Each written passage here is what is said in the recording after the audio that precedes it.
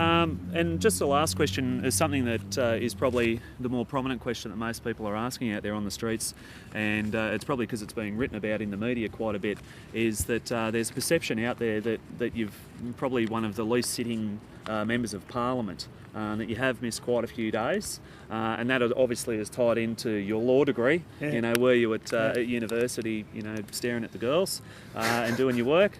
But yeah, can you tell us about that, Rob? Definitely. One of the quirks of New South Wales Parliament is that the Parliamentary Library only records the independents and their movements, and so we don't know who amongst the major political parties is attending or isn't. One thing that an independent MP does use and has a right to use, as all members of Parliament use, is what's called abstaining. Okay. So when Parliament turns into an absolute farce, quite often I abstain because I don't think either side deserves the vote. Now, those being mischievous and trying to make a point politically are trying to say, because I've abstained from a vote, I'm therefore not there. Well, I'm there.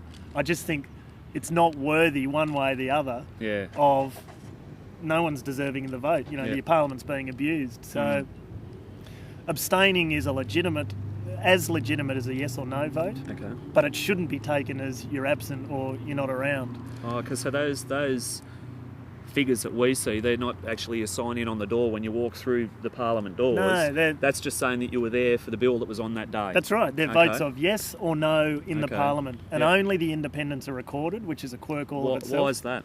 Oh, you tell me. Just because? Just because everyone's very interested in what the independents do. Yeah. And probably because we're the ones who could say yes or could say no. Yeah. We've got the power of actually not being bound by a political party to actually use the Parliament for what it's for, being completely transparent and accountable on the floor of the Parliament. Yeah.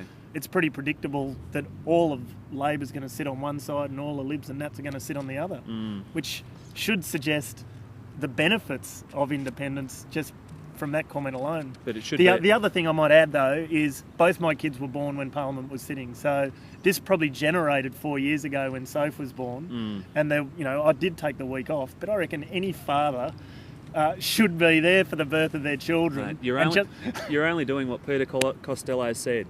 Have one for your wife, one for your husband, and one for the country. That's right. You know, and so if that happens during a parliamentary sitting week, I have no problem looking everyone in the eye and saying my priority's at home. Exactly. And I'd ask anyone to challenge that. Yeah.